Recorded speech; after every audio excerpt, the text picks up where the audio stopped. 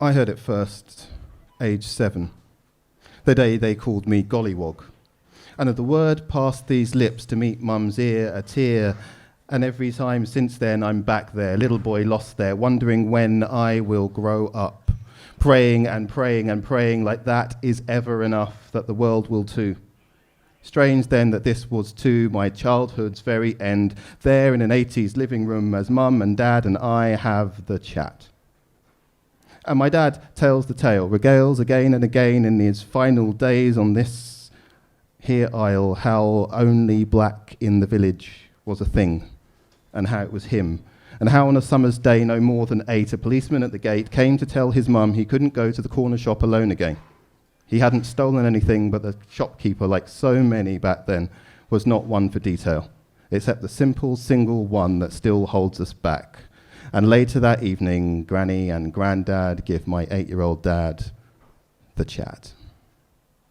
And I rehearse it with a girlfriend, same night as our first tiff, late on a date about 2003, the year, not the hour, as she suggests we hail a cab, and a privilege hits me there, hits me square, hits me full force in the derriere. I won't be able to flag one here, I snap. Snarky, implying maybe it should be you in the flooded gutter in your good shoes. And later that evening, as I'm cleaning her boots, she and I have the chat. And this is how it's been for generations, parents to their children, star-crossed lovers in explanation, in conversation, after conversation, spelling out how being black, though having some advantages, will make you a target to some, put you on the crosshairs of some, get you treated as lesser by some. And this is something a quartet of Carl Lewis, Linford Christie, Usain Bolt and Jesse Owens can't outrun. And it's a baton we're still passing. And this is me to you, my son. And that's how I'll have to give it to my boy. Say, I hope the world will grow, so you never truly know this feeling of being so conspicuous and yet so small, of representing an entire skin tone all on your own alone, because I know whenever you feel the weight of that, it will crush you flat. And you deserve to only be on show when you choose to be. And now you're in a grown-up, in possession of our truth, and I know you will hold it until it's due. But I hope and pray, like that has ever been enough, that this ends with you. And hopefully one day, a black man merely putting pen to page will stop being a political act. But until then, we'll have the chat.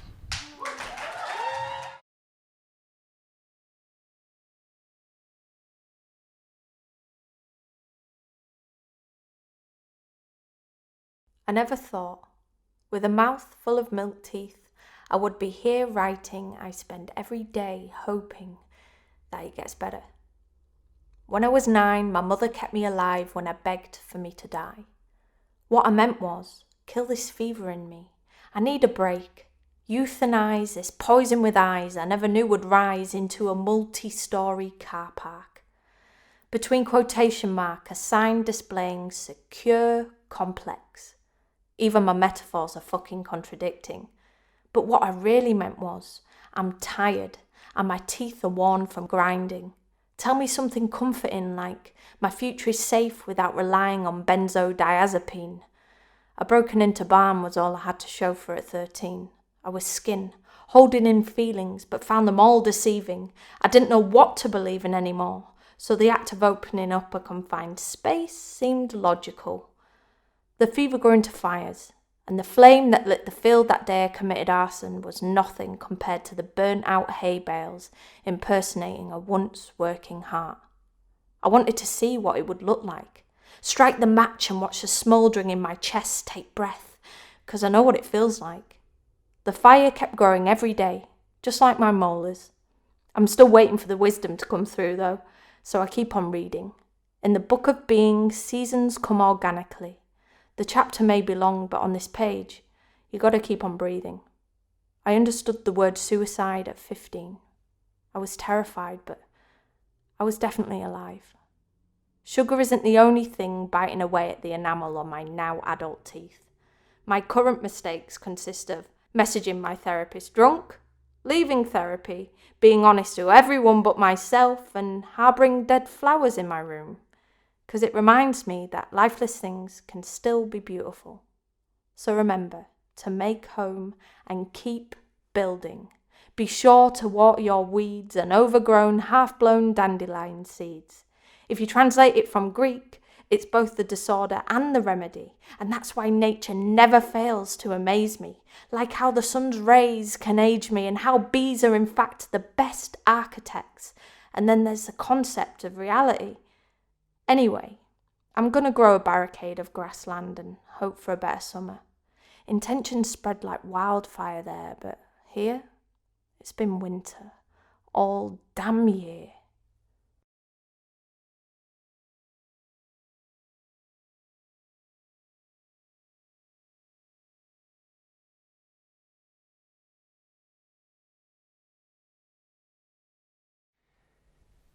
We are the girls who serve fantasy at the self-service checkout in Sainsbury's, who are the definitions of an unexpected item in the bagging area. We are the girls with something extra. Girls like us, who possess a walk that is fit for the gods, one that stops traffic as we strut past. We are the girls who carry sass in our steps and always turn heads.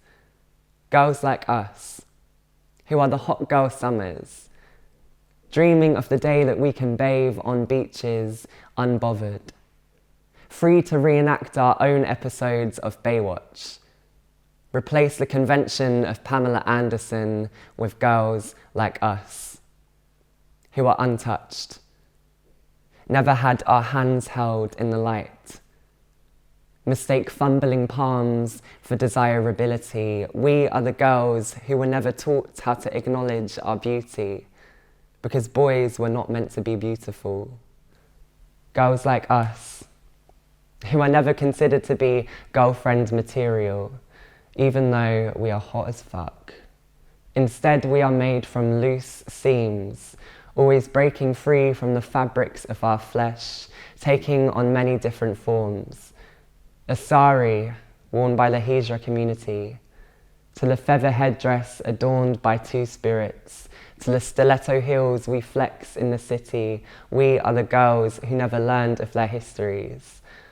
Girls like us, who find sisterhood within a hashtag. We are the am I trans enough girls, the I know I'm trans but I'm too scared to come out yet girls. Us who are questioning and us who are stealth. Us with supportive families and us by ourselves. Us who have learned how to wear pride on our sleeves and trans with a capital T. Girls like us, whose blood stains television screens every month. Girls like Naomi Hersey and Claire Legato. Girls like Malaysia Booker and Shynol Lindsay. Girls like them, who are no longer with us, and all of the others, who are a symphony of unsung eulogies, the ones who get misgendered in police reports, who never make it to the news headlines. We are justice for the murders that go unrecognised. Girls like us, who are still here against all odds. The sound of our heels clicking onto concrete is a celebration, a reminder that we are still walking that walk, fit for the gods. Girls like us, who you will find in the rubble of the construct that we tore down with nothing but our bodies. What gender will your ash be when you burn? Just like us.